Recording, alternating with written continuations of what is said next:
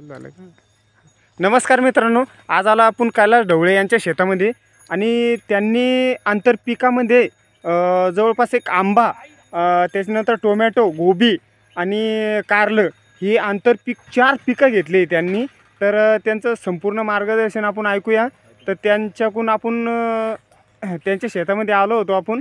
तर त्यांचं दादा हे नियोजन तुम्ही कसं केलं बरं? सुरुवातीपासून सांगा. पहिलं कोणतं? नमस्कार. या ठिकाणी आपण अंगुराचा बाग लावलेला होता, म्हणजे द्राक्षाचा बाग लावलेला होता आणि सततच्या वातावरणामुळं द्राक्षाचा बाग सतत फेल जाऊ लागला. मग त्याच्यावर आपण आता नेमकं स्ट्रक्चरला एवढा खर्च केला. या टोटल स्ट्रक्चरला कमीत कमी 2.25 एकरचं हे स्ट्रक्चर आहे. या ठिकाणी 9 लाखापर्यंत स्ट्रक्चर फाउंडेशन उभं करण्यासाठी खर्च आलेला आहे. मग हे काढून टाकल्यापेक्षा याच्यात आपण काय घेणार होतो, आपल्याकडं मुख्य पिकं मक्का आणि कापूस राहतात. कापसामध्ये आणि मक्कामध्ये सुद्धा परवडत नाही. मग आपण काय केलं, जे 9 फुटाचं अंतर होतं मधल्या बेडवर गोबी घेतली आणि जे 9 फुटाचं जे बेड होतं त्या बेडवर आपण या ठिकाणी टोमॅटो केलेला आहे. तर टोमॅटो आपण झिगझॅग पद्धतीनं जे मधलं जे अंतर आहे हे 2 फुटाचं ठेवलेलं आहे आणि झिगझॅग पद्धतीनं हे जे झाड आहे हे 2 फुटाचं अंतर ठेवलेलं आहे.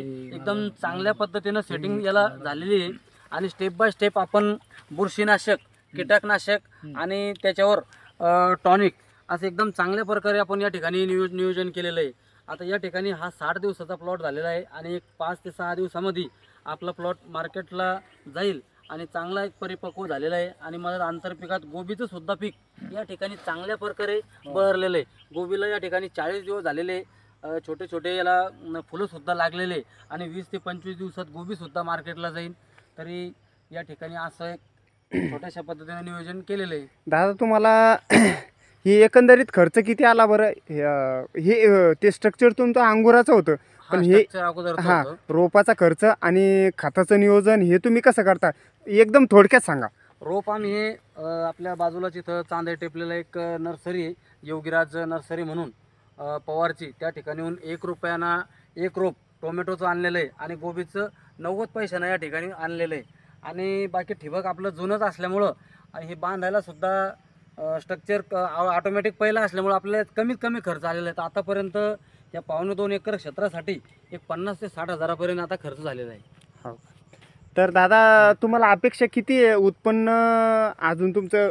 आता आजच्या मार्केट दरानुसार या पूर्ण क्षेत्रामध्ये कमीत कमी 2-1 हजार कॅरेट निघतील आणि एक अंदाज आहे त्याचा.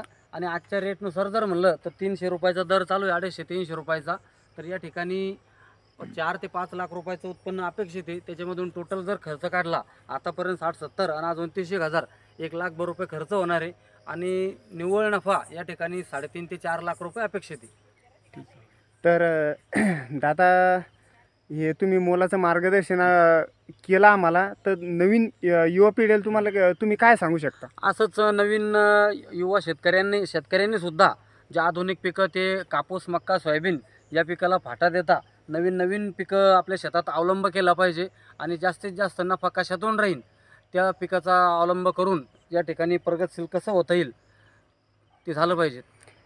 तर धन्यवाद दादा, एवढं मोलाचं मार्गदर्शन तुम्ही आम्हाला केलं, आमच्या प्रेक्षकांना केलं. तुमचे खूप खूप आभारी आम्ही. आणि असंच मार्गदर्शन करत राहा आणि आमच्या चॅनलला लाईक आणि सबस्क्राईब करा. तुम्ही आमच्या प्रेक्षकांना काय सांगू शकता? ते सांगू, सगळा हा व्हिडिओ आहे जास्तीत जास्त शेतकऱ्यापर्यंत पोहोचा आणि बाकीच्या शेतकऱ्याला सुद्धा लाईक करा, शेअर करा आणि कमेंट करा.